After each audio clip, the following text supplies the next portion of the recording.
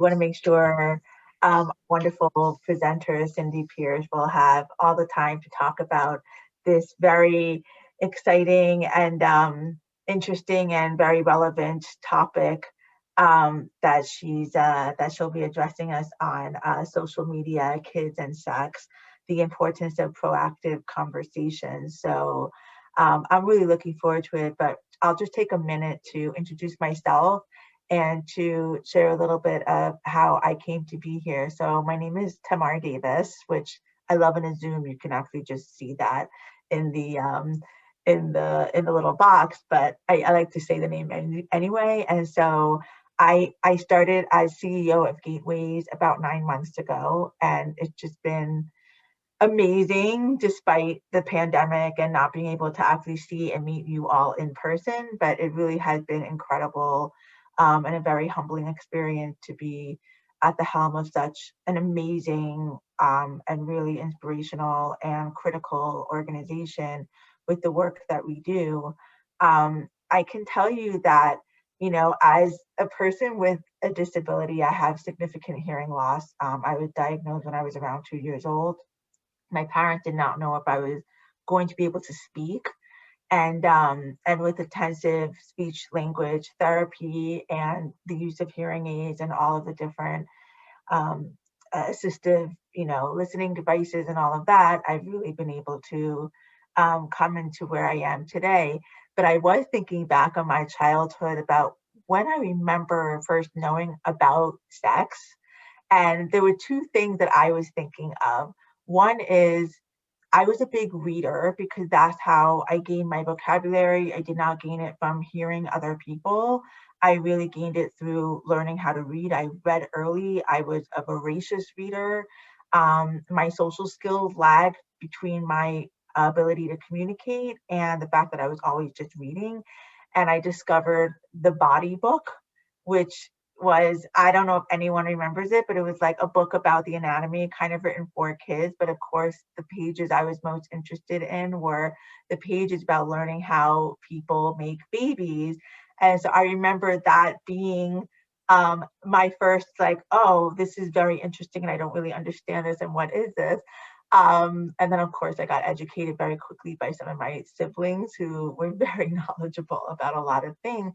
But we didn't have social media when I was growing up. We didn't have cell phones. This was the way I knew or understood. The other thing, though, I will say of how I remember learning about sex or what it means to have intimacy with another person was actually from my Jewish education from the Torah, where it says the ha'adam yada. I'm just looking up the actual phrase. The ha'adam yada et chava. That and that's from Genesis, from Bereshit, where and Adam knew Chava, knew Eve. And it was that word yada, which is not a word that's used in modern Hebrew for sex, but the way that word yada, yodea, to know someone in the Bible, it is used as a word to know someone intimately. To know someone is to love someone. Some of those like famous phrases. And so that's something else that I think about when I think about what I grew up with in terms of learning about sexuality. And the reason why I wanted to just bring that up here is because when I think of gateways, and I really do think of that word Yodea, not necessarily, the word, the Torah uses the word Yodea in many different ways. That's just one way we use that word. But if you take all the different ways of thinking of the word know and to know someone and to learn how that person thinks, and when we think about our children and to know what they might need, to know what they might be thinking about, and as they get older, it's sometimes much harder to know what they're thinking about or how to anticipate how they're reacting to someone or how to help them know things or whatever it is, and to be part of Jewish life and learning and how to educate them and to teach them and to teach and grow and nurture their knowledge of all things,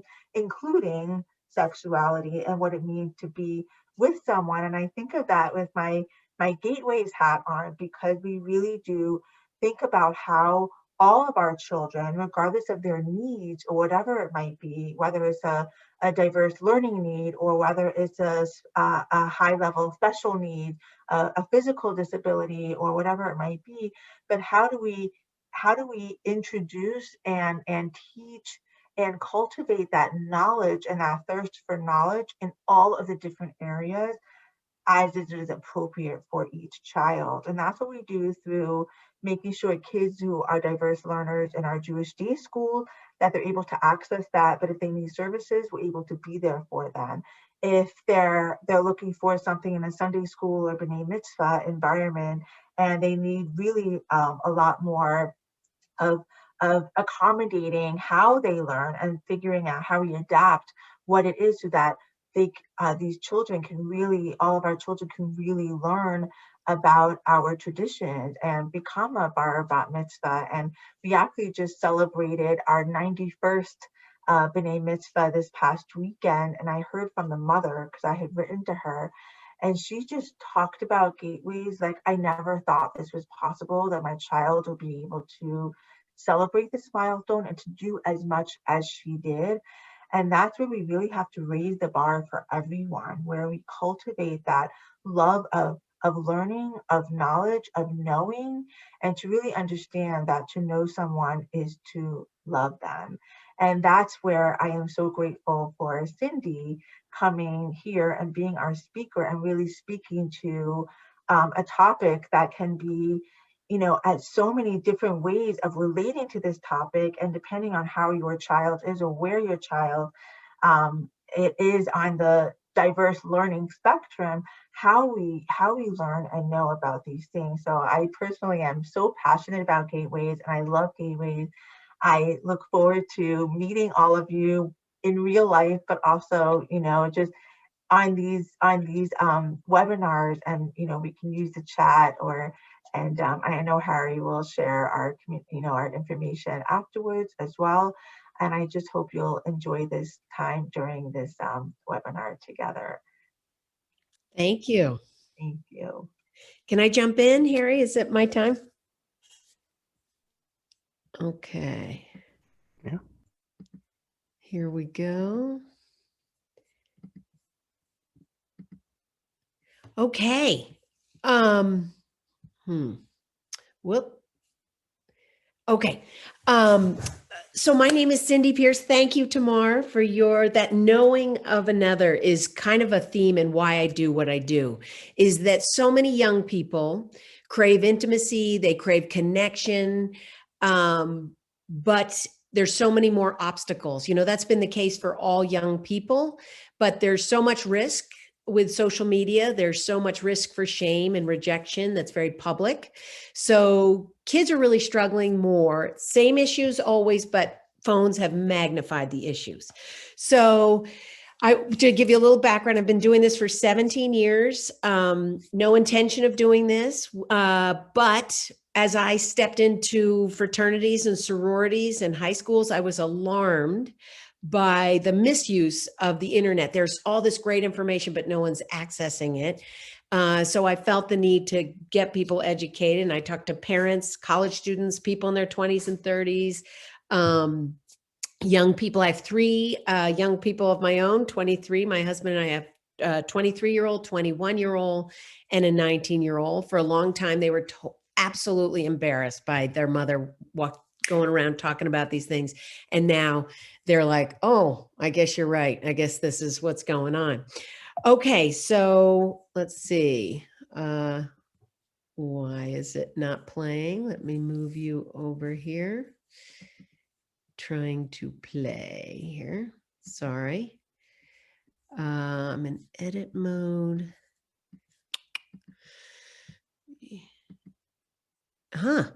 We had it going.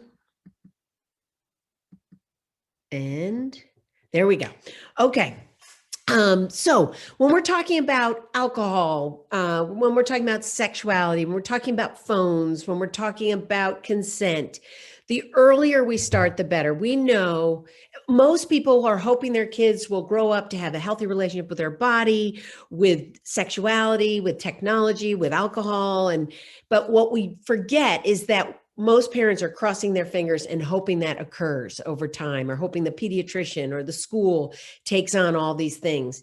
But sexuality in particular, the investment, if we really want our kids to grow up and feel comfortable in their bodies, and that investing early, it's a layering process, and we need to start earlier.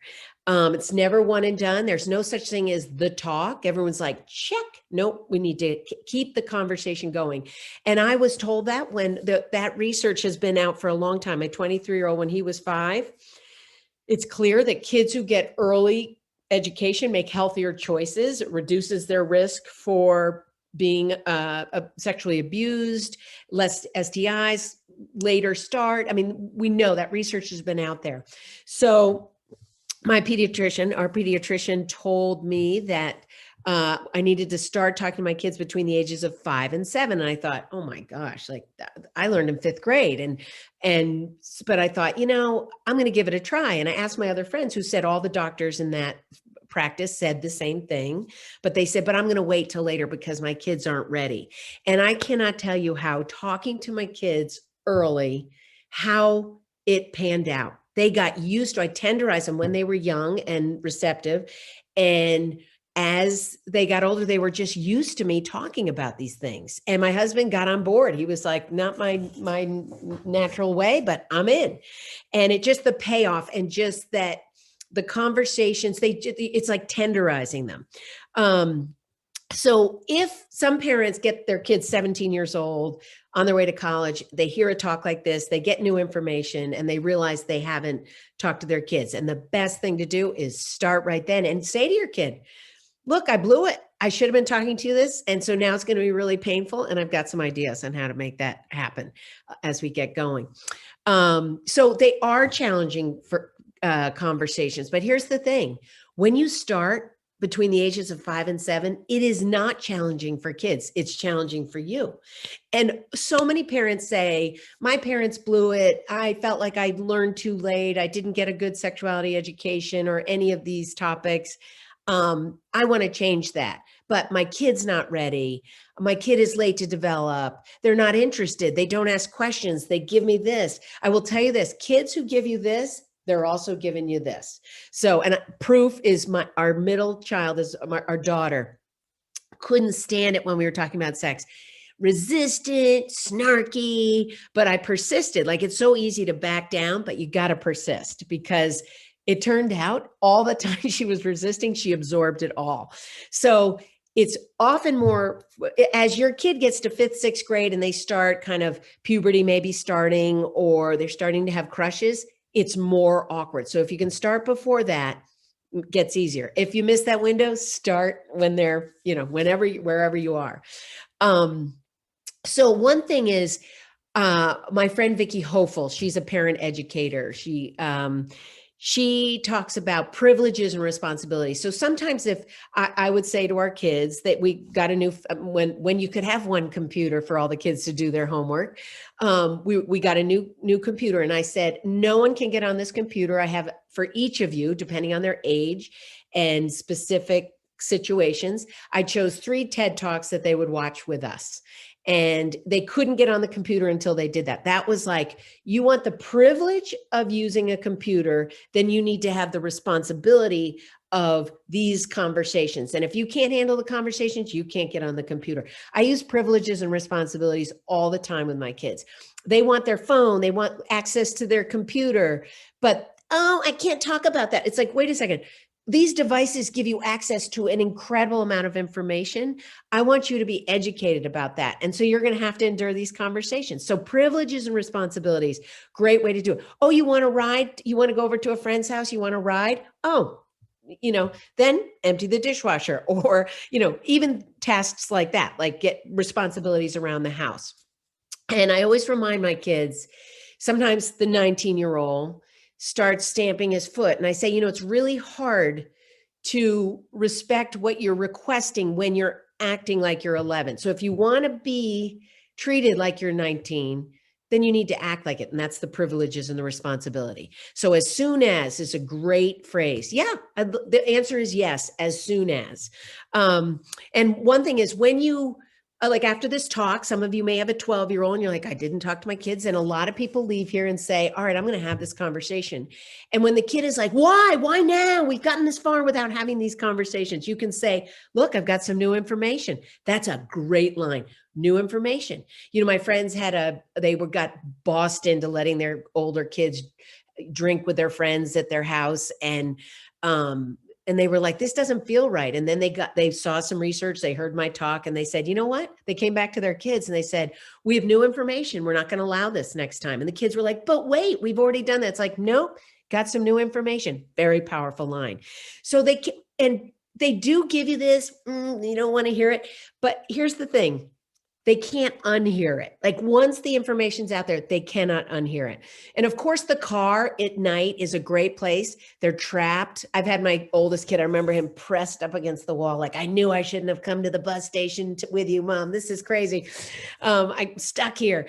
And it's better if you're not around a lot of stop signs. They might jump out, roll out. But the best story I've heard is a mom who said, I blew it. I decided with my 16-year-old, I was going to sit down and tell them a lot of information. And I said to my kid, we're going to sit on the couch once a week for 5 minutes. You set the timer. I'm going to speak for 5 minutes. We can face out. It might be painful, might be embarrassing, but this is what we're going to do. And the kid put the timer. And so she just had stuff she wanted him to know about sexuality, about consent, about relationships, about female pleasure. Like, she's just like, I got to get this kid clued in. So the timer would go off. And she said, when the timer goes off, I can't say, oh, I have one more thing to say. And the first 3 times the timer went off and that kid bolted. On the 4th time, he's like, wait a second, that contradicts what you said about this. And all of a sudden he's now tenderized. And so the couch timer method, great way, feels like torture for you, feels like torture for them. Awesome experience. The thing is, I can tell you these conversations pay off over time.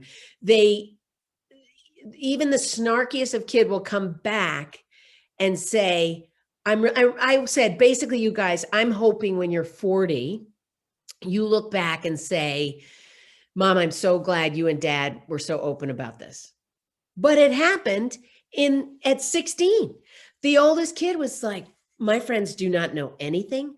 Thank you for being open about sexuality. I'm so grateful for that. Don't need the pat on the back. Didn't need it. Just wanted to make sure it was an investment, but it does come around. So I highly recommend it. The tenderizing.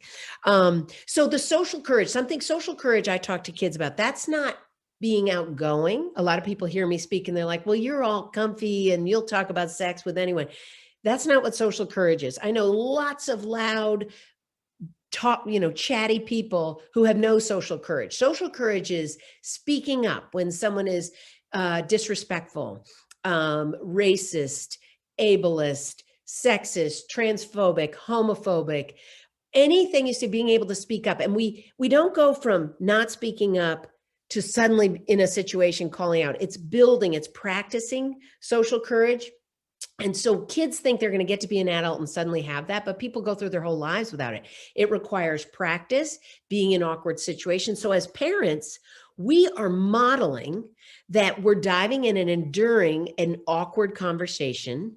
I always say it's like diving into awkward soup, swimming to the other side. When you get out, you're like, I survived, got another layer of courage, and I'll get back at it. So we model social courage by admitting what we don't know, saying some of this is new information, saying that we're still learning at, 40, 50, 60, that we, so just showing them, talk and saying, I know this is awkward, and acknowledging that. And we know the studies have been clear that teenagers want to know what their parents think. And if we don't speak up, the culture takes over, the internet takes over, their peers take over. So if we're not another voice in their head, the culture wins. So, and everyone's like, but I'm so old fashioned, or my values are not in their lines. That's all good. Like, show them be another voice in their head, or all of this other mentality will win. Okay. Why are we not moving along? Okay, there we go. Okay, so with young kids, you really want to think, Be proactive. Accept that things are changed. Don't try to understand Snapchat. Don't try to understand TikTok. Everyone's like, if I just get all dialed in on this, then I'll be like that cool parent. If you want to be the cool parent, that's the kiss of death. Like, they own your soul. I work really hard to be an uncool parent because it gives me freedom to say no, to have clear boundaries. And like, other people be like, your kids must think you're so cool. I'm like, no, they don't. I actively work against that because that gives you freedom.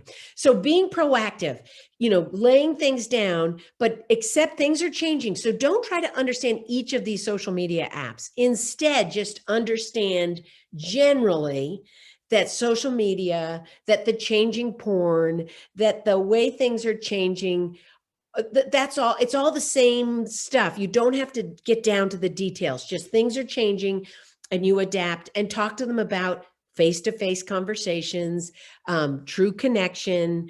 Talk about that. Acknowledge that people are craving that intimacy.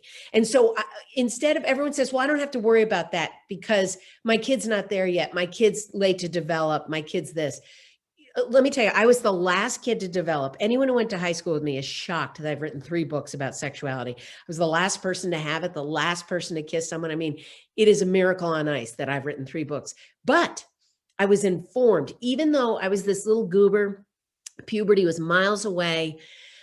You still have to navigate all the banter at school. So that's why, even though your kid's not there yet, you want to have the headlights on. So be talking about the stuff that's coming down the pike, not what's happening right now. For instance, when your kid gets to 8th grade, everyone's like, oh, this is kind of mellow.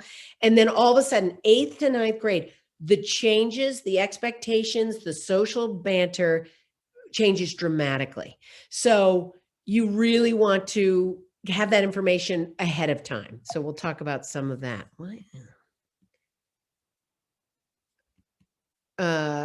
Okay. All right. So our visions for our kids. Of course, we want them to have healthy friendships and relationships. And I will tell you, I talk to kids about, observe how your friendships, what they're like. Are you someone who's dominating all the time in the friendships? Are people dominating you? Or do you feel like, or are they balanced? Because whatever the patterns are in your friendships as a young child, often when you get into relationships, it converts right to that. So you might be a dominant person, or you're seeking balance, and talk about that with your kids' friendships, because that's an investment in their future partners.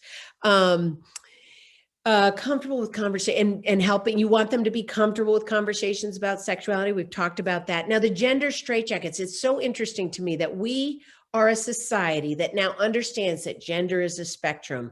We understand, we're more open and understanding and accepting. However, we still really put kids in these very tight gender straitjackets. And for boys, still starting at a very young age, really kindergarten, 1st grade, they start getting messages about not crying, being told not to cry, to suck it up and not show emotion. We give them anger and we give them stoic, and we don't give them much room. And they're put in this position to prove their masculinity, to prove their heterosexuality, whether they're heterosexual or not, to fit it and to avoid shame and rejection. Like, that is the pressure we put on boys. And it really, I talk to a lot of men in their 20s. I talk to men in their 50s and 60s who are still suffering under this. And ultimately it comes home to roost. And and that's why we see so much conversation about it, but yet there's still such, it's still in silos, the masculinity conversation. Compliance training for girls. This is how still we say to girls, I want my girl to be strong, but I don't want her to be a bitch. Like, she can be strong, but don't be a bitch while you're being strong. We say to girls, speak your mind, but be nice when you do it. Be nice, don't be a bitch. That is confining. We say to girls, be strong and athletic, but stay skinny. Girls are like, whoa, this is a tricky. So get a lot of mixed messages. People say, I want my daughter to have clear boundaries, sexual boundaries, but I hope she doesn't hurt someone's feelings or emasculate them. It's like, I say to people, I'm a nice person. I'm the youngest of 7. So by the time my parents got to me, they're like, all right, new rules. great. Like I benefited so much, little survivor's guilt because I got the best of my parents. And I'm a nice person 98.5% of the time. But when someone crosses my boundaries, I am immediately mean, nasty, clear, fierce. Like I do not hold back. That's what we need to train. Like people like, I just don't want my daughter to grow up and be, you actually do. If your daughter is feisty and full of beans and you think to yourself, oh, this is trouble, in the long run, that will pay off. Nice people with a fierce feature is a key thing. So another thing is we all want kids to avoid like the consequences of like of alcohol issues, but it's often created by parents. During COVID, I cannot believe how many parents are like, these poor kids are struggling with mental health. We need to let up the rules.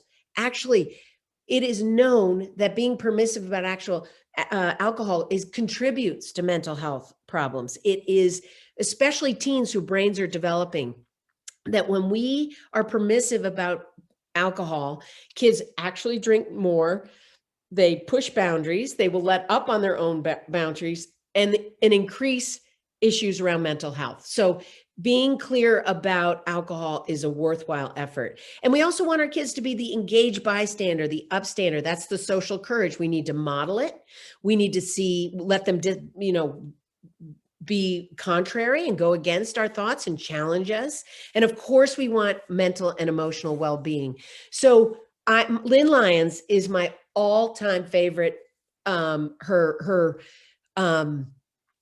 has great videos. She has a podcast that she started about a year ago called Fluster Clucks. Play on words there. She's funny. She's great. She works with kids with anxiety, but now she's working with all kinds of kids because so many kids are struggling with anxiety. And so she works with parents and kids. Amazing woman. I'll send you at the end of this, after questions, I don't send the resource lists until after my talk, because questions bring up other ideas. Okay.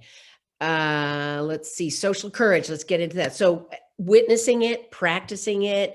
I talk to kids about following their inner compass. That's their heart, their gut. When they're on their phones all the time or on a screen, hard to listen to their inner compass, right? Like hard to hear what they really need.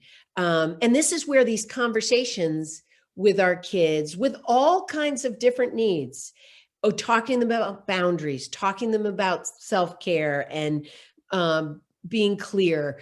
This is for all kids. And that helps them develop that inner compass because it becomes the voice in their head. So following inner compass, it's like when we say, listen to your gut, we're actually mean your gut. There's the enteric nervous system, your small intestine. It's like your spidey sense. You're like, this doesn't feel right. And in some cases, we have to be that for our kids if they have different needs, right? So, but I also talk to kids about who's their healthy crew. Who are the friends who don't just praise them? Who are the friends who actually will be honest with them? Who are the friends with whom they can cry? And I'm talking about boys are taught very young not to cry. I always say to boys, do you have one boy in your life? If you have one boy, that is gold. One boy that you could cry if you really needed to cry. I said, that's your healthy crew. And if you have one, that's gold. Build that throughout your life where you can be your emotional full self.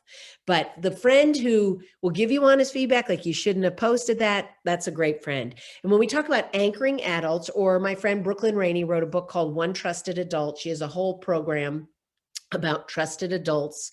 And having people, if you have multiple anchoring adults or one trusted adult in your life, I say to my kids, I am here for you, but I know I'm doing the best I can with what I know right now. I'm glitchy at best as a mom. And my husband, we're just like, we say, there's aunties and uncles. Our best friends are like aunties and uncles to them. Older nieces and nephews, like find as many. I said, I'm 55 years old. I still have a fleet of anchoring adults and anchoring people who are much younger than I. Some teenagers are my anchoring adults, and my original crew are all a little drifty and not with us anymore. So you got to adapt, but I keep an ongoing group of people. So we want to help our kids develop a peer pressure toolbox. And this is all part of it, talking about all of these things. So, and understanding consent and boundaries. And that is not sexual.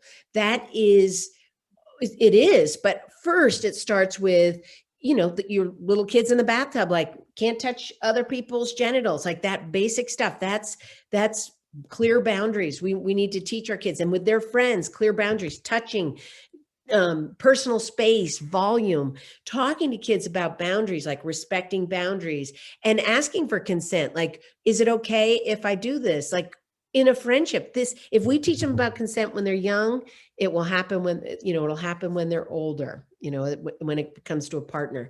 So when it comes to phones, without any meaningful guidance, children are being left to their own devices, literally and figuratively, to make sense of the graphic content they intentionally or unintentionally encounter online. Now, before I go too far into this, I want to say there are a lot of nonverbal kids who are using screens to communicate. And if that's the case, make sure there's a break from that if there's downtime, like less time on a screen, even for kids who depend on a device every single day to communicate. And also some kids, on the spectrum are so much more comfortable communicating through a device, but those kids also need a break from the devices. And during COVID, of course, they're studying on their going to class, their entertainment is on a screen, and we just need to keep talking to them, and we need to model it, right? Like we're all trying to survive this time, and we're still riding Netflix like it's our job, but we need to show them, like we've got, when our kids were all home from college, 2 were home from college, 1 from high school, we did massages around the table, we played cards, we did things that they weren't used to, like break it up, shake it up, and make sure you're connecting outside of devices, even with kids who really depend on a device. So with phones, think of the goal is to be a mentor. Devorah Heitner, she has a new book coming out, but she wrote, has something called Raising Digital Natives, and spacing the name of her first book, but she's got 2 books. And she talks about the goal is to be a mentor. An enabler just hands over the phone in middle school and lets them give it a go, which really is not a healthy thing. They're not developmentally ready. Or a limiter, constantly monitoring, constantly checking, constantly. You got to find that we need to give them trust, help them make mistakes. We can help them, resolve those mistakes offline, but our goal is to be a mentor. Brain research, the phones, when they are on, for all of us, this is when they've studied brains, when the phone is on and visible, our brains are cranked, right? That's very much on purpose. We understand that. And even when you turn it off, the sight of your phone near you has your brain cranking. It's only when your phone is off and away that our brains slow down. Now we all think, well, it's in my pocket. Well, I'm sorry, those phones, that you can feel the presence of that phone in your pocket. So getting the phones away, I tuck mine in a little sleeping bag, I put it across the room, and I focus on what I'm doing. And it's really helped bring the pulse down.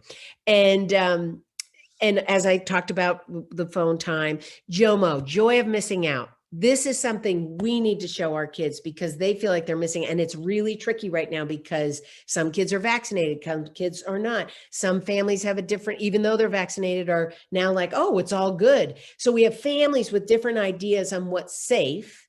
And so kids are being allowed to do different things. And so your kids are going to be left out of birthday parties. They're going to be left out of things because we're still trying to be safe and respectful. So this is going to be a very tricky time. I know adults are struggling with this. So we need to say, you know what?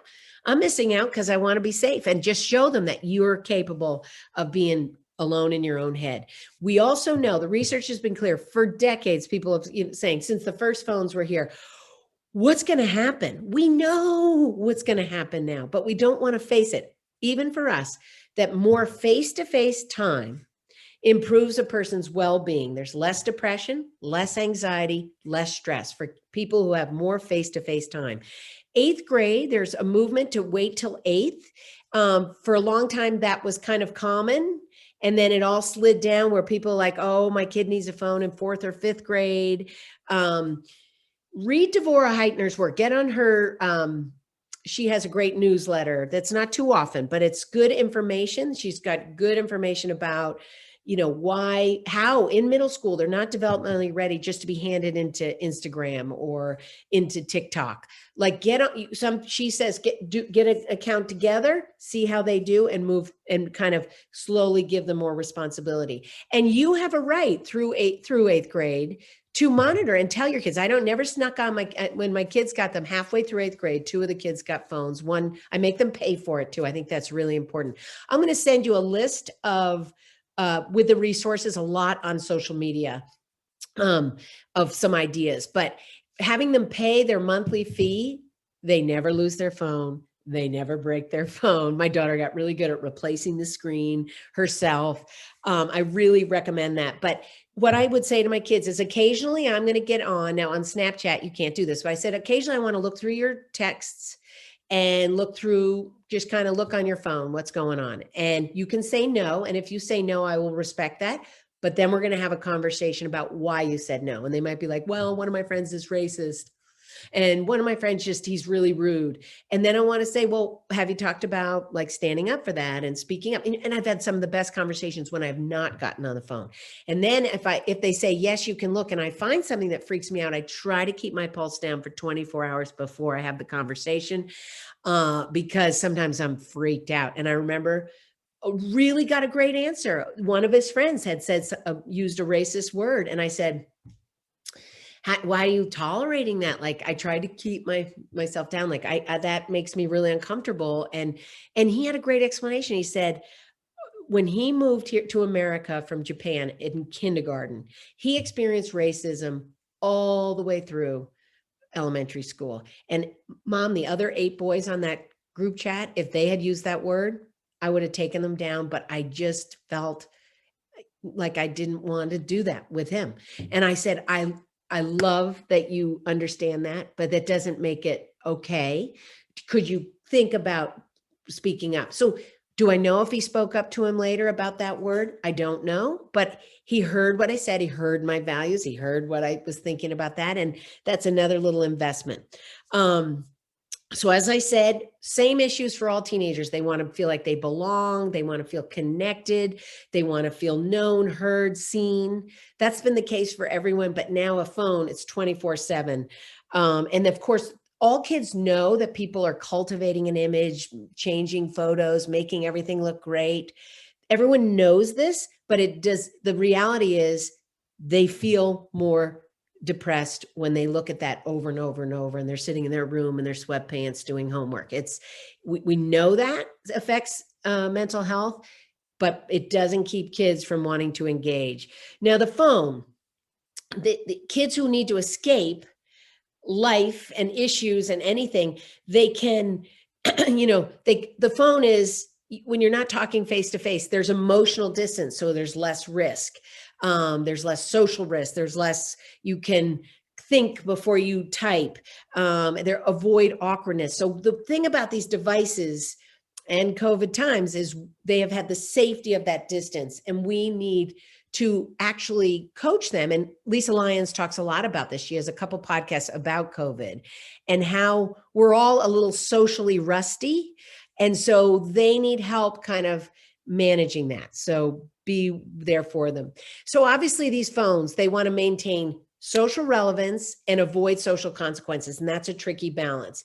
And, back in the day, I'm 55 years old. If I wore a bad outfit to school, I suffered till school ended and then went home and was like, wow, I got to switch it up. But these kids, it's recorded, it's reminded, it's forever. So the need to be engaged all the time is exhausting for them. Now, people talk about all this bullying on social media. Actually, the bullying is less. What's really tricky is kind of the low grade snark and the cruelty, kind of not as obvious, or it's just a joke. We're just kidding. That's a big line. So that's the kind of stuff I think is worth talking to our kids about. It's subtle, and reading those cues can be tricky for some kids, and some kids on the spectrum, like reading exactly what someone's saying and what they mean, and pausing, teaching kids to pause before they respond, or take it personally, like to really think like, what could that have meant? And to try to talk to them about it rather than text. The pressure, even for middle school kids, this starts young, and really 5th grade. I've heard of nude pictures being sent, pictures of breasts being sent by a 5th grade girl, a 3rd grade girl. And everyone says, well, those kids, they must have been raised by like parents who are just, no. Every kid is feeling the pressure to feel sexually and socially relevant. And the 5th grader, the parents, super reasonable, comfortable, like talking about these things, had raised their kid. They sat down with their 5th grader to discuss it, and their pulses were down at this point, and they understood, and they like understood the cultural pressure. So they sat down and they just said, hey, we're just curious. How did that all come to be? And immediately out of the 5th grader, we're talking 10 or 11 years old, immediately out of her mouth, don't slut shame me. Don't slut shame me for this. I own my body. 5th grader. And it's like, wow. And there's this whole pressure around this. So let's see, that starts younger than you think. The nudes and the dick pics are starting to happen like 6th, 7th grade. That's happening in a lot of places. And kids don't understand the data trail. Like they are so psyched about all this the free things. They're not thinking about the data trail. We have to remember, we as adults, while we're old and not digitally savvy, we are socially savvy and much more wise around social dynamics. They are digitally savvy. We are socially savvy. The digital devices are being used for social things. So have confidence that you can have a voice. So everyone talks, I'm so exhausted. I have so much homework, and the competition to stay up late as they get older. It's exhausting for kids to go from their phone to their math, to their phone, to this, to that. It's the switching around and the brain's shifting. That's exhausting. So teach your kids, do 30 minutes of homework with your phone out of the way, and then take a break and time the break, because otherwise it's a runaway train. Spend 15 minutes and come back and do 45 minutes and see how you can do that. So a lot of people say, here's the gender straitjackets. Everyone says girls are so dramatic. They're so full of drama. Boys have so much drama going on. It's all underground, under the words, subtext. They don't call it drama because that would be considered illegal, like in boy world, but it is drama. They're loaded with drama, and they're navigating it, tamping it down. And in my 50s, I can't tell you how many of my male friends are, all of that tamping down is coming home to roost. So we want them to start processing that. Now, when you ask boys, you say like, well, what's going on? They're like, oh, it's just banter. That's the big line. It's just how we roll. It's like, no, it's mean. It's actually mean, and it's undercutting, and it's stepping on someone else to elevate yourself.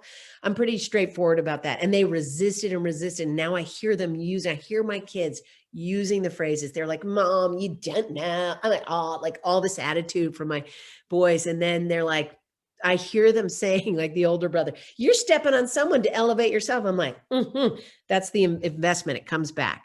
Be the scapegoat when your kid has to be off their phone. Be the one like, just tell them to say, my mom and my dad, they're such jerks. They don't let me do this. And just be the scapegoat gladly. And don't be available every minute. I remember when my daughter first got a phone in 9th grade, I'm going to pick her up, and my phone is beeping. And even if I turn off the volume, like it was beeping, and I'm at a stop sign, I am 2 minutes away. I'm a very on time person. And she's just like, where are you? What do you, da-da-da-da. Part of it's, they just need to use the phone and like vent. But I finally said, don't start texting me until I'm 15 minutes late. There might be a stoplight. There might be a traffic, like, please take it down. So don't be quick to respond when they write you with a trauma from school. Is it really like, and you don't want to use those words. They use those words. They pathologize trauma, trigger warnings. I'm so stressed. I'm having a panic attack. Yet you're able to do this. You're able to make your breakfast. You're able to get your coffee. You're able to go to the store. Like you're able to do all these things. That's not a panic attack. Say, I think you're really feeling anxious, but that's not an anxiety attack. Like stop pathologizing all of the things that come up. And when you hear them respond from school, remember they're venting. So don't respond right away unless it's clearly a problem. And there you'll start to make that distinction. And if you want to be trusted when your kid makes a mistake online, don't freak out. Like if we freak out, like, how could you do this? So many parents, it's more about them. Like, people are going to think I'm a bad parent. We need to squash this. Like, good kids, all good kids, they're curious, they will make mistakes. So keep discussing boundaries and support them in the repair offline, and don't focus on you. Like, like when something sketchy happens, like you hear your kid send a dick pic, or you discover they've been on a porn site or something like that, like, take your time. Don't respond immediately. Don't freak out, because they will never come to you again. Like, you want to keep your volume down and say, it's normal to be curious. It's normal to want to do this, but let's discuss respecting boundaries, consent, and that kind of thing. Okay, looking ahead. So some of you have young kids who are 6 years old, but know this: once they're going to start hearing about hooking up, and it starts early for only some middle school students, but all middle school students have to hear about it because the banter is so constant. So when you're hearing about hooking up, this person hooked up, it's really not about the sex. It's about social credibility. And so people feel left out. It adds to the feelings of being left out. And now people are like, what is hooking up? It could be kissing, snuggling, holding hands. It could be oral sex, anal sex, intercourse, a threesome. There is a spectrum. And if you don't want to be judged and you've done something on that spectrum and you want to make it sound like it was more, it's very convenient. You can say, oh, we totally hooked up. And if someone's going to judge you harshly, you can say, oh, we just hooked up. It was no big deal. So it's this very conveniently vague thing, hooking up. And so keep that in mind, and talk to kids. That there's a teen study, and it's a very gendered study, but 67% of girls between the ages of 12 and 19 wish they took their time. Among boys, 53% wish they took their time and started later. When I ask college students, what do you want me to tell high school and middle school students? They say, wait to hook up. Don't get caught up in the banter. Don't think you're left out. Because once you start practicing below average sex, which this is why I do this work, is when I talk to young people, there's so much below average, horrible sex happening. But they're just like, I guess this is how it is. Not that pleasurable, not that enjoyable, but I just got to keep doing it and I'll get better. Practicing below average sex leads to more below average sex. So educated kids are more likely to delay. Kids who get a sexuality education and make healthier choices. And the perception is everyone's doing except you. That starts in middle school. The reality is in college. We only have studies in college that 33% of college students don't even take part in hookup culture. 48% are indifferent, meaning I don't really like it, but I guess I have to do it. As a sexuality educator, I'm like, let's bring the bar up. Let's educate them early. So as we talked about, the friendship converts, craving intimacy and connection. They all are craving that, but they don't have the tools to do that more face-to-face. And the handlers, too many people are involved in hooking people up. Like, this person wants to hook up with you. It used to be you had a couple friends, and my husband had 5th grade handlers. Like, he dated someone 3 weeks. They talked twice because the handlers were always present on their dates, handled everything. And now it's handled on cell phones. So too many people are involved, which means too many people are like, what ended up happening? So you feel like you have to share. Kids feel like they have to share. So consent is like sexual consent, social consent, clear boundaries. Like, no, I don't want you involved in this. We need to teach our kids to say, don't get everyone involved. Like a good friend who's got your back and guides you, that's key stuff. So there's all this false empowerment, like the 5th graders saying, like, don't slut shame me. I own my sexuality. That stuff is happening so young. I hear that from more young women who talk about, like, I hook up with who I want. I send nude pictures because I own. It's like, as soon as you send a nude picture, you own nothing. Well, it's only going to be shared. He said he was going to keep it to himself. So rarely does that occur.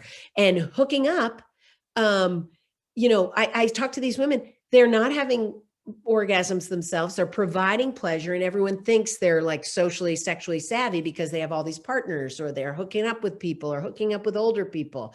A lot of like false empowerment. Okay. Oh, I got to get hustling here. All right. Okay. Around alcohol, encourage delay. They're well established fact. The brain is more susceptible to addiction. This applies to porn as well. That before the ages of 25, 26, the brain is still developing and more susceptible to addiction. So alcohol compromises the learning and memory centers. We know this. But when parents like let that guard down, that instills a comfort in their mind that leads to increased use. So the European myth, but in Europe, they drank early. They don't have this drinking age the way we do. Actually, their issues, their car incidents, sexual incidents. Look at the research, UCLA, Penn State, UPenn. There's so much research and it's been out there, but people are going with their 1980s and 1990s approach of alcohol. Like, I partied hard and look at me, I worked out well. We know more about the brain. Let's protect the brain. New Zealand actually went up to 21, and in 1999, they went back to 18 for drinking age and had all sorts of problems.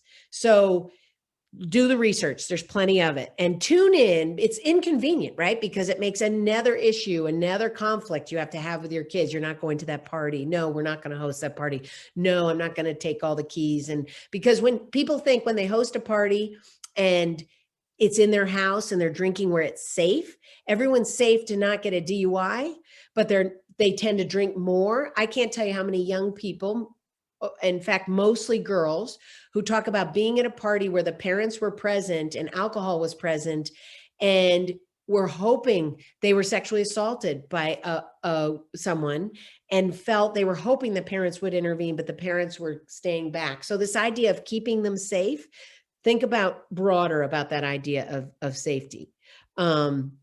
Okay. All right. Coming into the finish line here. So internet porn. Now, before I talk about this, internet porn, masturbation, healthy, normal, magical for all genders. Absolutely. But internet porn, what fuels it has changed everything. And so many, sorry, I'm not on a bigger screen here. That I think people who are in their 40s, 50s, and 60s say to me, what are you trying to stop masturbation? Like, I don't want to shame my boys.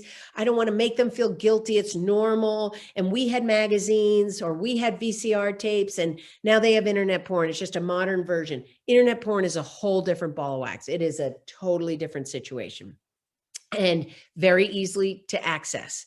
So consumption trends, biological boys are the biggest consumers, like among kids and teens, biggest consumers, but girl viewership is coming up. But this is a confusing statistic. You're going to hear that girls are looking at it more, but the frequency of looking at porn, because boys in their teens are they're at their sexual like peak, they are masturbating more regularly. So they are seeing a lot more of porn while girls are looking at porn more. And it's for accomplice. Some girls are masturbating to porn. Some girls are most people are looking at porn to learn about sex. And then it becomes, associated with arousal and that dopamine rush, and it brings you back. And the porn industry knows that.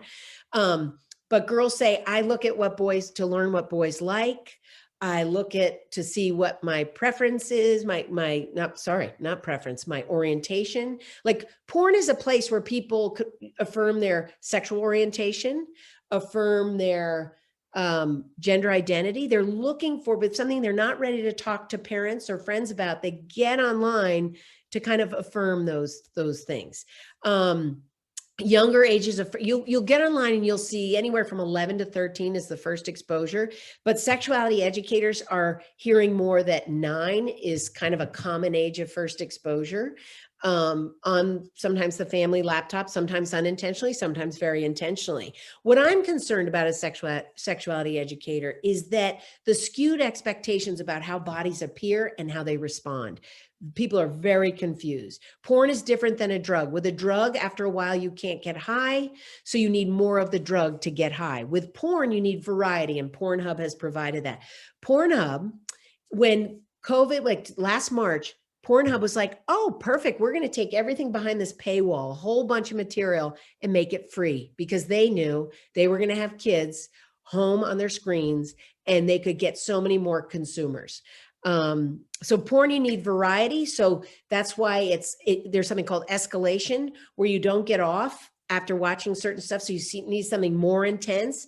And so over the years, like porn they're competing. Who's got the more extreme.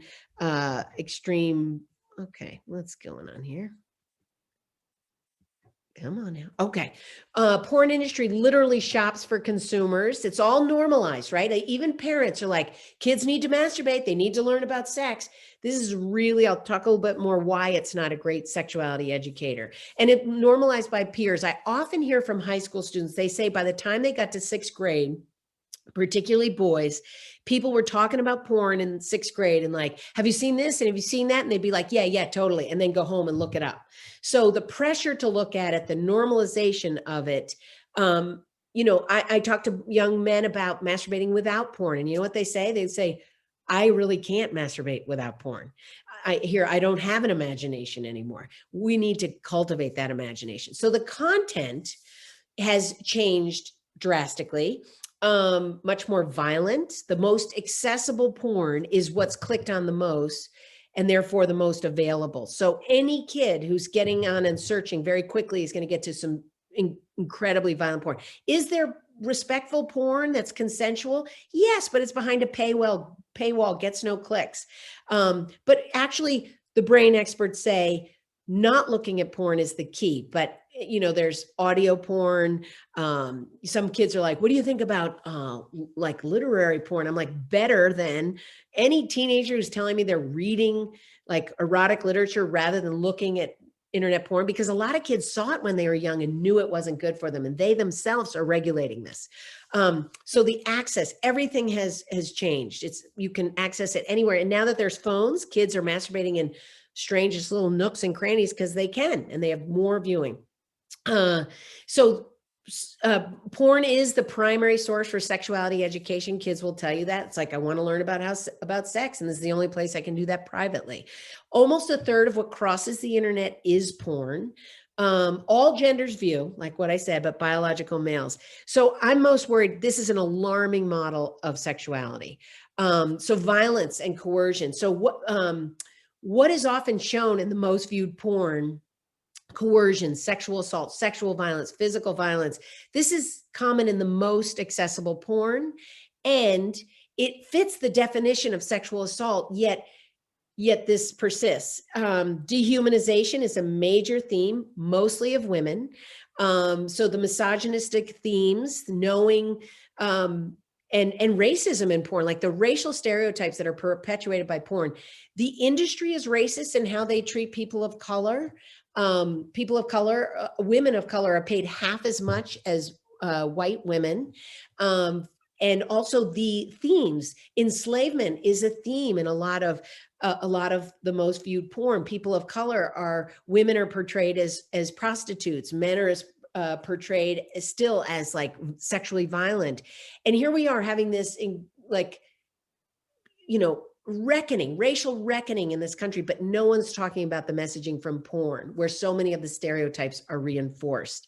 So a break from porn, for someone over 26 years old whose brain is fully developed, to get back to their own, like change the neural pathways, it takes 1 or 2 months. But for someone under 26 who is susceptible to addiction, it takes 4 or 5 months, a complete break from porn. And I talk to young people who try to take a break, and they say, it is not discipline.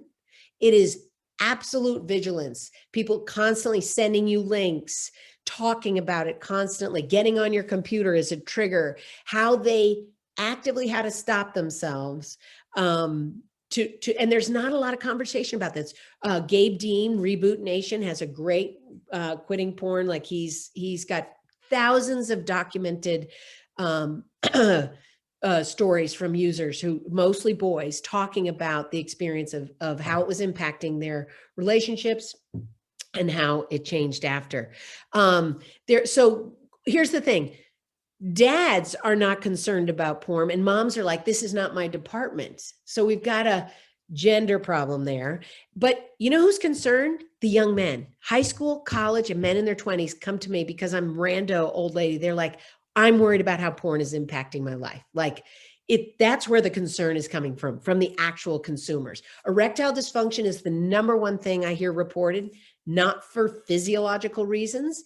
For older men, a high-fat diet can contribute to that. Alcohol can contribute to that. Medications can contribute, like depression meds. But stopping porn is the answer for most boys, getting back to their imagination.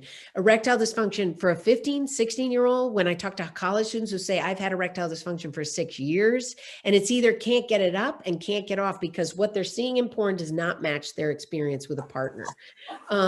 So misinformation about female pleasure, being absolutely ravaged and pummeled and physically forced into sex, and women are having these huge orgasms. That's very confusing for young people. I have 8th and 9th grade boys. Why do women like to be sexually assaulted? Why do they like to be raped?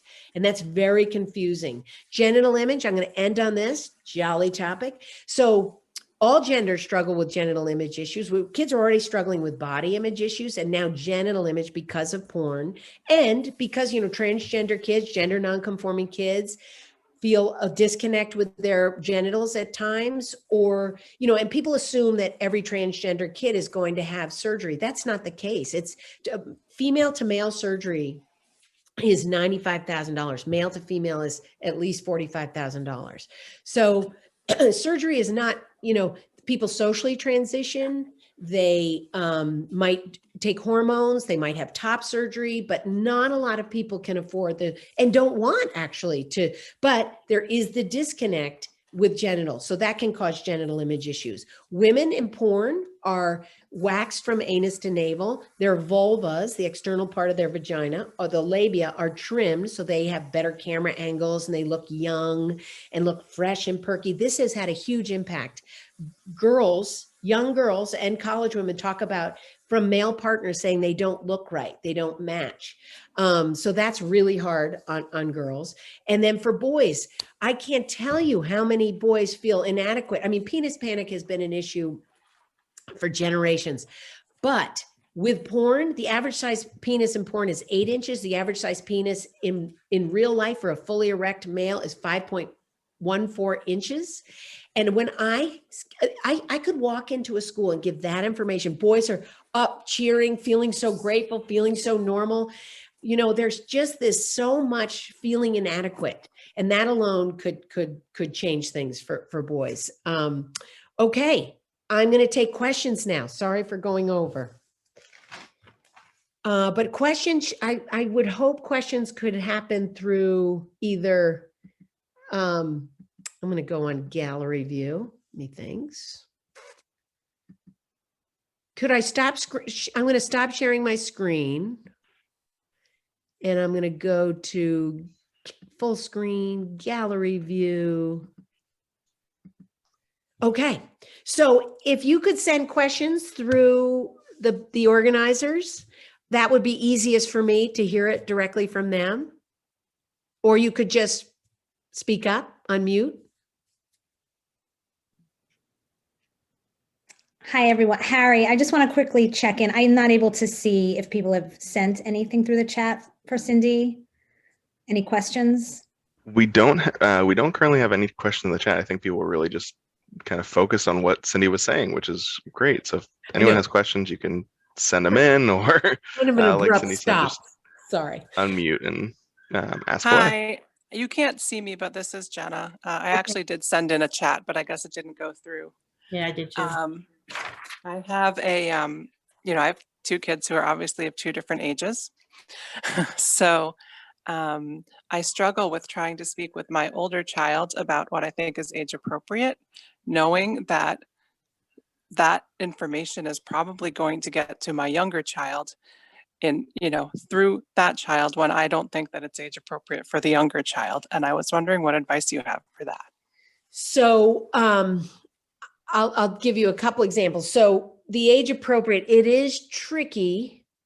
Our youngest child definitely got exposed to some things earlier than we hoped, and it just required more conversation. So, and also it's like, if you're going to hear this stuff, then we're going to talk about these things, so that becomes more conversation. The younger one got way more conversation. I am the youngest of 7. Our parents we're not talking about sex. So my siblings were like, we're going to help you out. So I was the kid, I was about 2'7" in third grade, but I knew everything about sex except female pleasure, because they don't tell you that because they're afraid you'll masturbate for the rest of your life and never leave your room, or have sex with a million people and never, so there's all these catastrophic thoughts. But my family taught me too much, probably too early. But I think, I don't know specifically what you're talking about as far as inappropriate, but I think keep talking to your older child and say, please don't, the idea, not talking to your kid about sexuality, protecting their innocence is naive, but there is certainly things that are not appropriate, and have conviction with your older kid. Like, please, like this, like let's help this kid develop healthy ideas. I don't know if it shows or what they're showing them on social media. Maybe you could be more specific about that. Yeah, no, my kids are pretty young and sheltered at this point. It's more just, mechanics questions, puberty questions, which the younger one would just turn into a big joke, and it just isn't there. As far as here's some things to think about. Talking about sexuality, it may turn into a joke, but between the ages of 5 and 7, from 3 years old on, talking about anatomy and the correct terms. We know now that using the correct terms, it helps a kid have clearer boundaries. And maybe by talking pretty seriously, and there's amaze.com has a great sexuality, and it does make it fun and funny. And the thing is, genitals are hilarious to kids. Like anything nakedness is hilarious. But if you don't overreact to it, because they'll see, like when they make it funny and we overreact, they're like, I'll be back for more of that. Like this gets a rise out of my parent, right? So I think making it less of a joke and say, yeah, it's silly. This is how it is. And there's great resources, and I'll send a list for younger kids. But amaze.org, maybe sit with the younger child, 5 to 7, talking about sexuality. By 9 or 10, you want to have the porn conversation. And people say, but if I tell them about porn, they'll want to look at it. And you want to say, look, it's normal to be curious about naked people, but this is not a healthy idea. And it's actually a false idea. It's not what sex is like. And it's for adults, which sounds enticing. And it's not, it doesn't help you develop healthy ideas about relationships. And here's why. And that's 9 or 10. By the time a child is 12, there's nothing you shouldn't be talking to your kids about, because their access online without you will put them. So information is power. So there's nothing to talk about female pleasure in detail with a 12-year-old. I started earlier than that. But I think trying to avoid the conversation can make it even funnier for the kid, because they're like, everyone gets going and their tails wagging. They're like, oh, when I bring this up, gets everyone fired up. So you want to de-escalate that by making it more comfortable. But I think on my list of resources, you may find something. And I think most of the sexuality educators, I'm spacing her name, Roby Harris, I think is her name, who's written It's Not About the Stork, It's Perfectly Normal. She makes it silly. And I it is fun and funny. And I read that to my kids when they were young, and the younger one, probably he got onto that book sooner, but then they would look through it, and really it has some great messages. And it just desensitizes. Trying to not make it a big deal is tricky. Any other questions? I had a question. Hi. How do you get the conversation started? Because it is very awkward. And I know that, having the conversation about how babies are made is not that awkward, but all the other stuff, especially with 10, 11-year-old girl. I have an 11-year-old girl, a 14-year-old boy. And I think once it gets going, I don't think I would have a problem, but I think just opening it up, where do you start, I guess? So here's one thing. When it is actually the baby making thing. Almost all sex that people have is not to make a baby. That's one thing that I'm really clear. Like, it's for pleasure. People enjoy sexual pleasure. Like, I mean, my youngest, he would ask some tough questions because he still had his little wipe type. Like, well, how does the semen come out? I'm like, I'm not really to answer that. Like, and I'm like, well, friction, with intercourse, with masturbation, with anal sex, with this humping your pillow. Like, all of a sudden I'm saying too much. My husband's like, all right, take it down over here. Like, but you know what? He was like, So talking about sex for pleasure. Now with a 10-year-old and a 14-year-old or 11-year-old, I think you said, no doubt it is an awkward start, and you just got to acknowledge that. And it could start with, look, here's the thing. You want to do this. I have some new information. I want to make sure you're informed because you guys are in middle school and high school and or heading into high school. Like, you need some info, and it's going to be awkward with me telling you about it, but we are going to talk about it. And there are resources on the list, like amaze.com has stuff for kids that age. Like, you choose a topic that you want them to know about and get them in the car, get them somewhere and say, look, we're not moving to point B until we have the conversation. I know this is painful. This is awkward, like talking to your mom about sex. Ridiculous. But you just acknowledge it and say, I still have to prepare you. I want you to be prepared for life. I want you to be informed because your peers who seem super confident, swaggering around with all this information, they're often not that confident. So I want you to have the right information, and they'll say, I get it. They all will tell you, all of them. This is my favorite. I totally know. Fully. I know this. Kids in high school, like, I knew all of that. And the teachers are like, really? Okay. And they just have to say they know it all. That's their mode, but they really don't. So don't even buy into it. And this makes parents like back down. They're like, oh, getting off the hook. I mean, I was like, if I saw, now you don't do it because there are leash laws, but I remember our kids were little in our rural town. Sometimes you'd see animals humping, cows humping. We have roosters. That was really, like, roosters are brutal. And you could talk about, like, this is brutal, like right in the window, like right through the dining room window. It's like, here's the rooster. And he's almost a performer.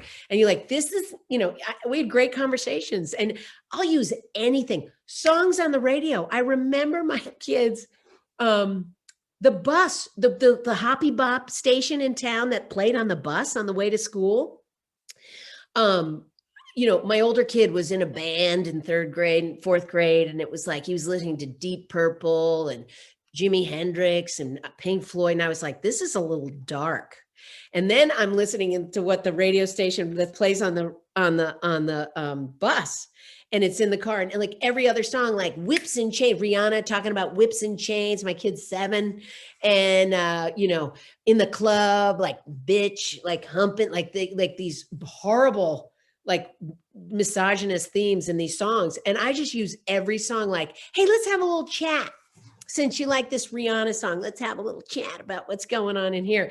And they're like, woo, woo. And too often, we let things go, like obviously what they're watching on TV, the humor, people are like, I think my child's too young to watch The Office. When my kids were young, I was clinging to The Office like a life raft, like a life raft, like that inappropriate humor. Boom. I remember one parent of a 14-year-old was so upset that his daughter was using and letting her friends use the F word in their text chain.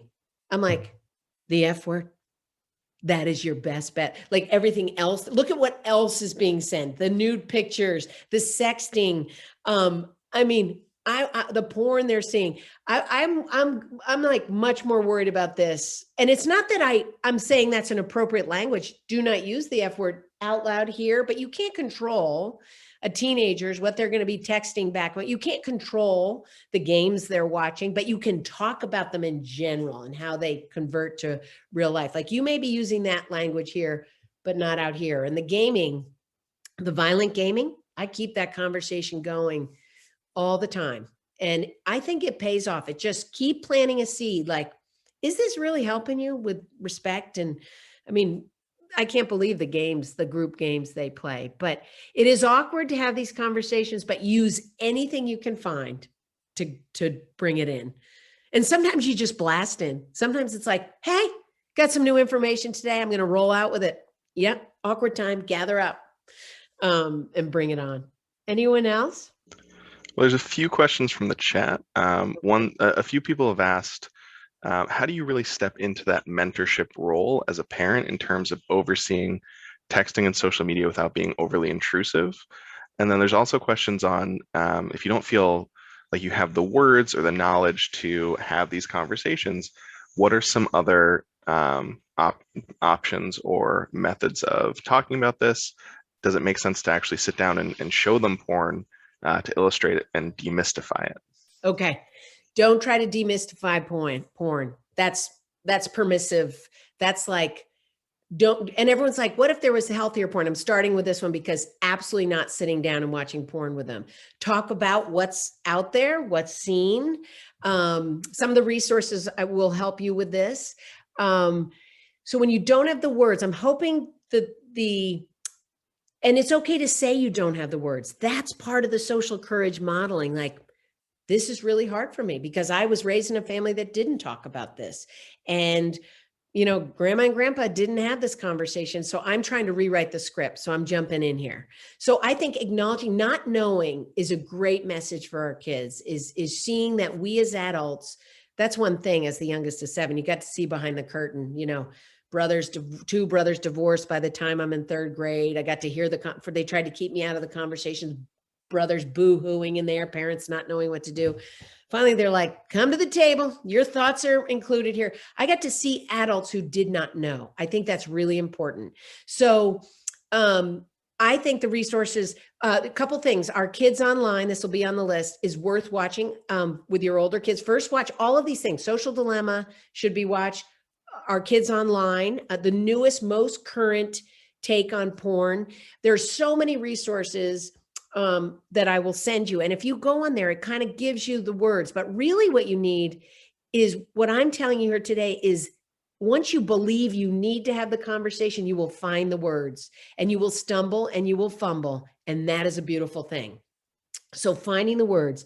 There was another, before that, the question, you had a few questions. What was the first one, Harry? How do you step into that mentorship role without being overly intrusive, especially with social media and texting? Okay, so the mentorship, I'm going to send you some lists. Here's one thing that is really interesting.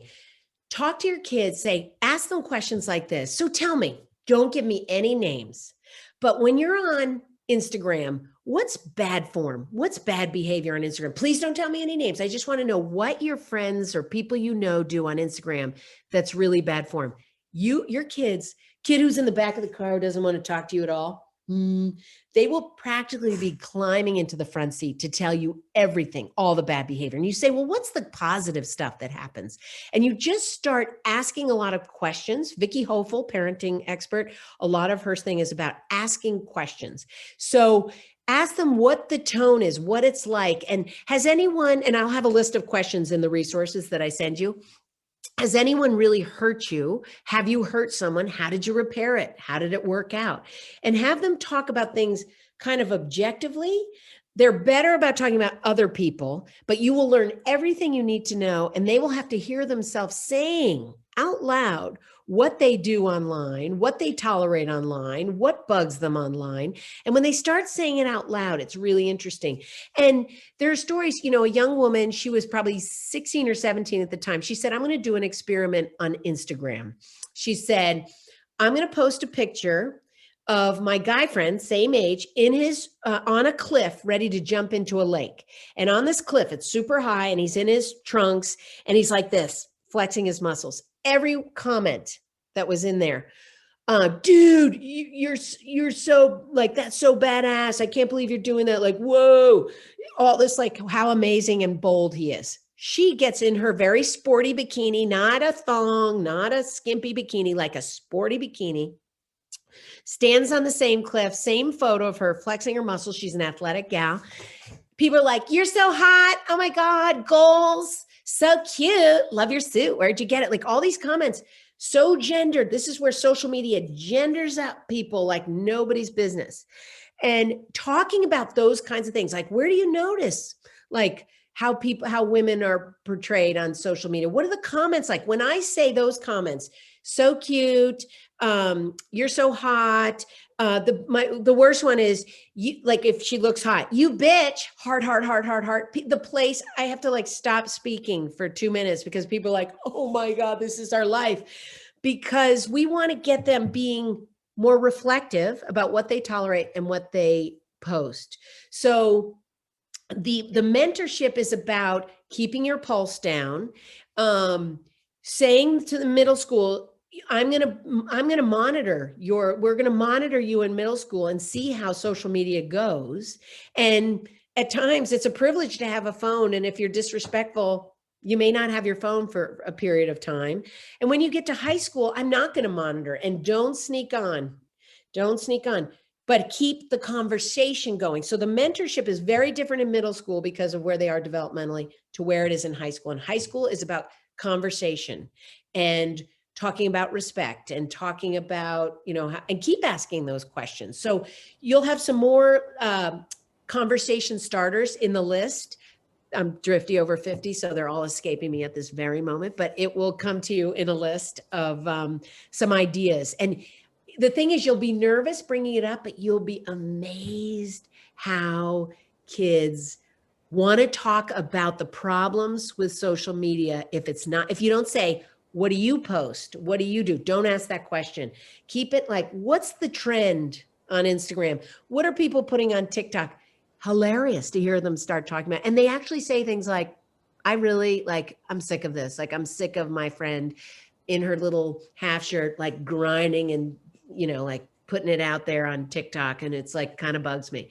And they will reflect and say out loud. And that's another seed planted. Don't expect, we had this talk, my kid knows our values, and they should be acting this way. That's not how it works. You're constantly planting seeds, you're layering up, and you're investing. So when they head out in the world, whether they go to college or they go out in the world or they're independent, the hay is in the barn. That's how a very New Hampshire thing to say. But like, it's in the barn and you can't control what happens next. You can keep having conversations, but it's in there. Any other questions? Question. So, one could call my children second generation fanfic writers. Can you repeat that? Second generation fanfic writers. Fanfic writers. Okay. And I know that, and from my own experience, I've been doing various internet things since 1989 when I was 19. I know that there are predators out there. And right now my daughter is in a Discord run by a writer who calls herself Auntie Oda. And, and I've been thinking for about a month, I really should ask her if I could borrow her phone and look through the interactions, because I have known so many predators. Yes. I want to make sure that this adult is not a predator, because my daughter really trusts her. And how old is your daughter? She's 13. Oh yeah. You don't even hesitate. And you can say, look, you're an expert. You've been on the internet longer than anyone, right? This is so you can say, you're 13 years old. I've decided I've been learning some new things, and I've been reflecting, and I need to really take a look here, because this could be problematic, and I just want to protect you, and I'm going to do my best to do that. And I wouldn't hesitate. You know your stuff, and use that. Like, I was the first person with on this stuff. Like, I'm one of the early users, and I know what's going on out there. And the predator thing, my kids said I overdid. So everyone was protecting girls when I was a teacher for 7 years, and everyone was protecting girls, talking about how to protect girls from sexual harassment live, not on the internet. But no one was talking about boys. So when our kids were little, I was actually talking to my kids about boundaries, very young. And particularly with the boys, I said, no one's going to be talking about this. But I can't tell you how many men and young men talk to me about looking at porn with a friend and masturbating together and being very confused and feeling violated, but wondering, why they got off and why it was arousing, but there's non-concordance, like what happens to your body and your mind, two different things, or a creepy older boy or a creepy older man. So I'm talking about with boys, but girls, I think you're going to like Our Kids Online. I think you're 13 or watch it first. And Zareen Sheik Cope and Rob Cope are these, they have like, go to the website, Our Kids Online. They have great resources. These two have gotten into the, they have a section in the film about an actress with a police crew who does the sting operation for all the creepers. And the more you learn about the creepers, this is the thing. I dig deep on that stuff and I have to take a break for a couple months when I do a full research on the creepers that are out there. It is so common and it is so easy. You have every right. So watch our Kids Online, and then that will lead you to other resources to help your daughter understand. And she's young, she's 13. I would be bold and clear. I think you have good instincts and do it. Yeah. Anyone else? Yeah, I have a question. Hi. First of all, I've enjoyed your talk immensely. Michelle Zisso. My picture is not up there. Forgive me. Okay. My right. family's there though, Okay. in the picture.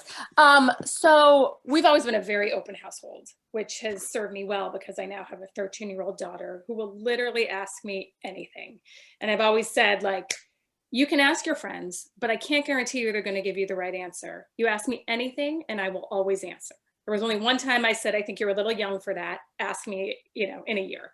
My question is, so when she was 7, I remember and this is what started it really, she saw something by accident on the internet. And I called her doctor, like, how do I handle this? And they said, ask her what questions she has.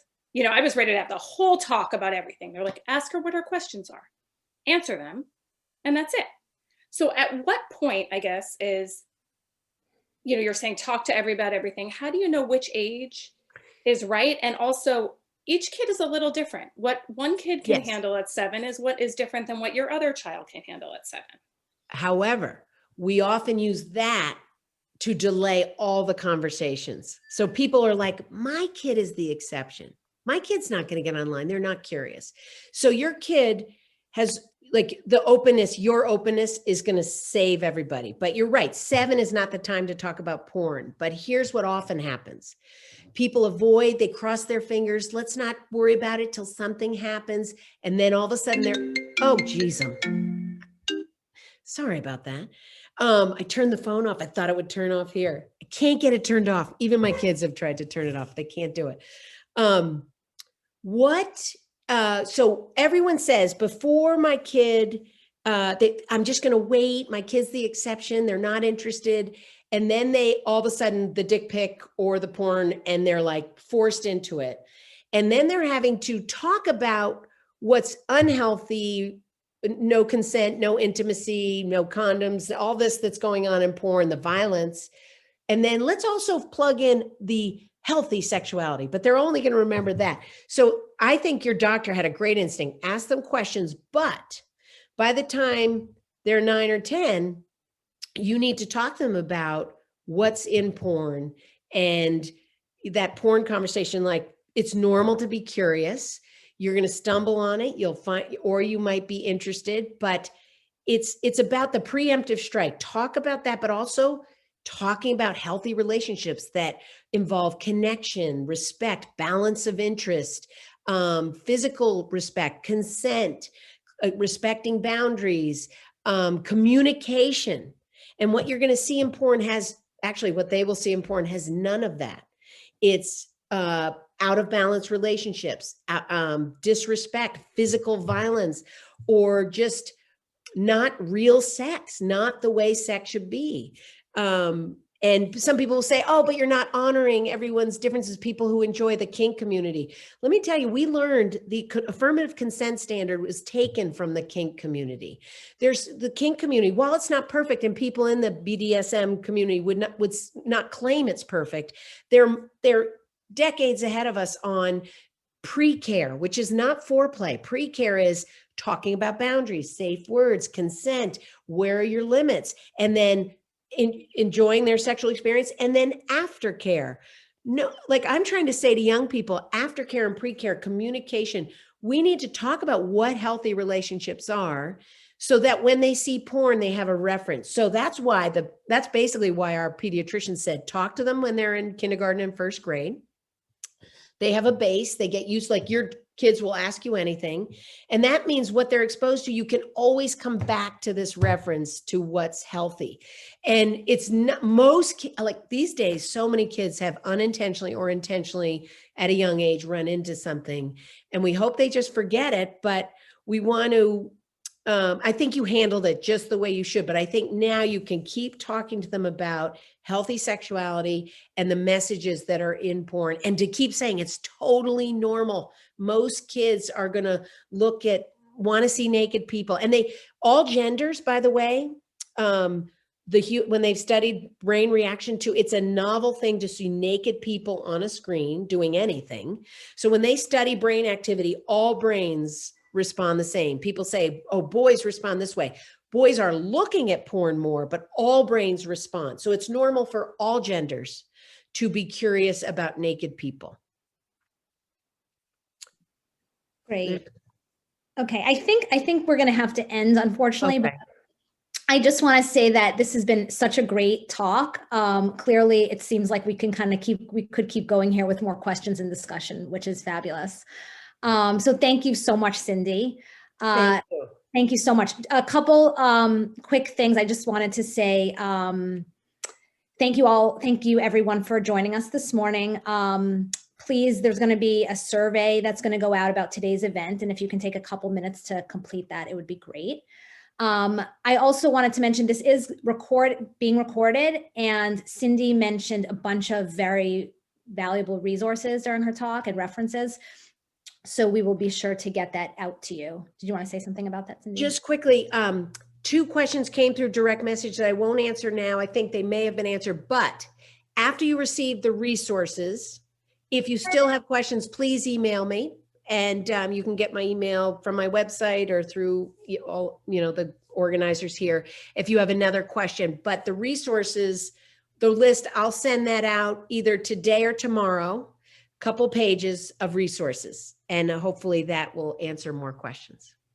Okay, great. Thank you so much, Cindy. Thank you for your time. Thank you. all. Thank you. And hopefully we'll see you in the fall for our next event. Okay, thanks so